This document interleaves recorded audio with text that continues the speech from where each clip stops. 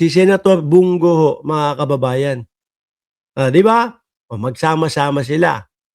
Sasama na din yata pati si si Pulong Duterte. Dahil yun yung narinig ko kay Trillanes. Walang iyakan Pulong ha, kapagka nilabas yung warrant of arrest. 'Di ba? Hayaan niyo na. At kayo na ang magturo kung nasaan si Senator Bato de la Rosa para yung inyong tatay magkaroon na ng kasama doon sa dahig. Ngayon mga bossing, nako eto may bagong pakulo yung mga DDS. Nung isang araw pinapatay nila si Boying. No? Nung isang araw pinapatay nila si Boying sa pamamagitan ng fake news. Hindi hindi tumalab, wala. Pahiya sila, binalita. At nagsalita yung kapatid ni Boying Remulla. Ultimo, si Boying Remulla, sumasagot sa mga text. Sabi sa mga DDS, ang sarap-sarap nung kinain ko, sinigang. Tapos nag-golf pa ako. Tapos sasabihin ng mga DDS, patay na ako. Buisit kasi sila kay Boying.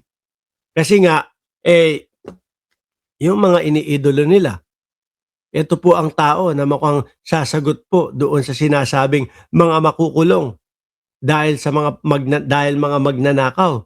Ngayon mga kababayan, ito naman ang birada nila ngayon. Yung pari daw po na si Father Flavie, mga bossing, ayan.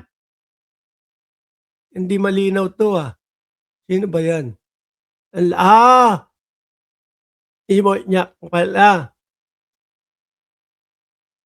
Kaya pala hindi malinaw mga kababayan. Imo niya pala yung may post. No? Ang sabi dito mga kababayan, if Father Flavie daw, bakit malo daw doon sa ayan ang hirap.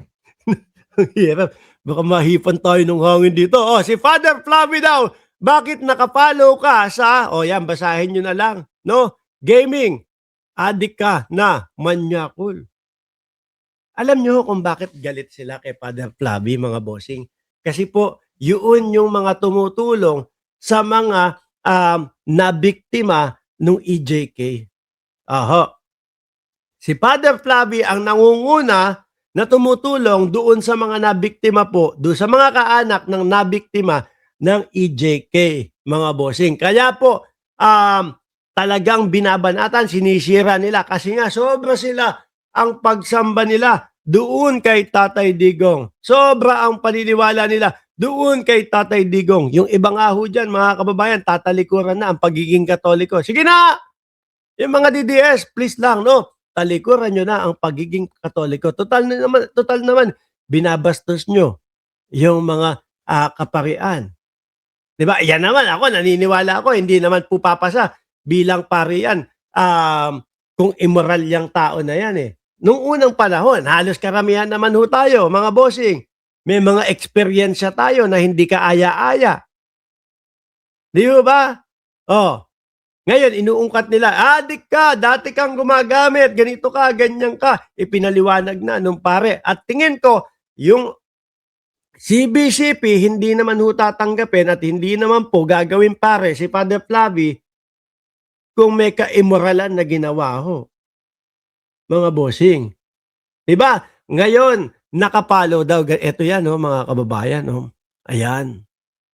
Siguro, tinignan nila, chinek nila yung Facebook page ni Father Flavie, mga bossing.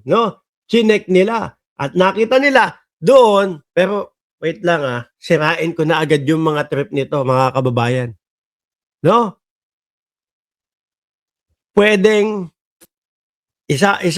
Una, pwedeng etong page na ito, na-hack, pinalitan ng pangalan, tapos ginawang ganyan. Pwedeng ganon. Di ba?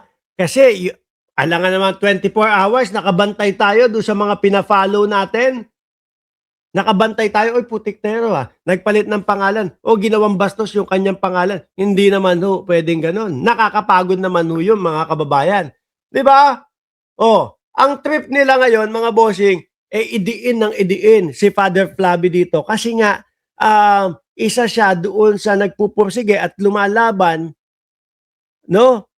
kay Pangulong Duterte o dating Pangulong Duterte dahil po ipinagtatanggol at binibigyan ng karapatan na magkaroon ng due process at mapanagot yung mga may mga sala doon sa kanilang mga mahal sa buhay.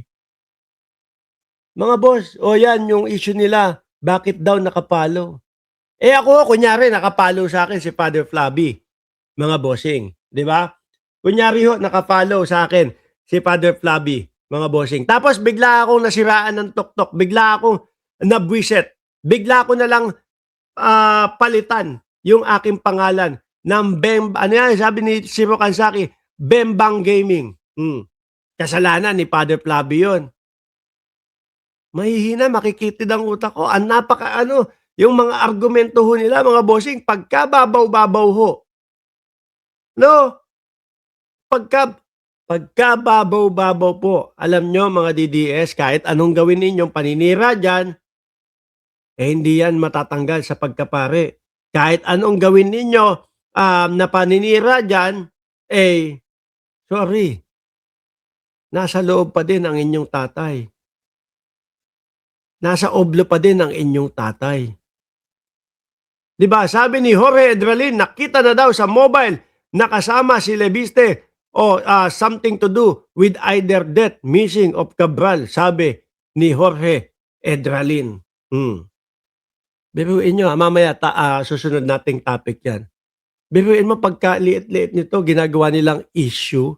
Ayun si Atty. Carlo Ibanez, nakasubscribe, nakapollow. Bilyonaryo, DWAR.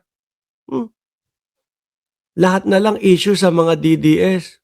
Tapos, ang magsasab, eto, minsan nakikita ko mga nito, puro kabastusan din naman. Di ba?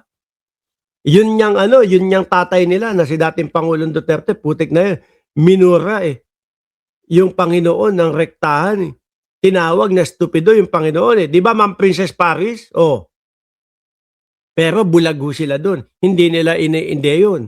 Hindi nila inaano yun. Hindi nila ginagamit yun. Bakit? Si dating Pangulong Duterte yun Idol ho nila yun Di ba? Ano po sila doon? Sumasamba po sila doon Kaya nga sabi ko sa inyo, no? Kaya sabi ko sa inyo,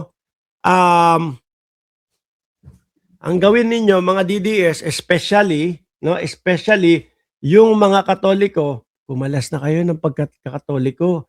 Total naman, ang inyong mga sinusuportahan yung mga nagmumura sa Panginoon. Sandali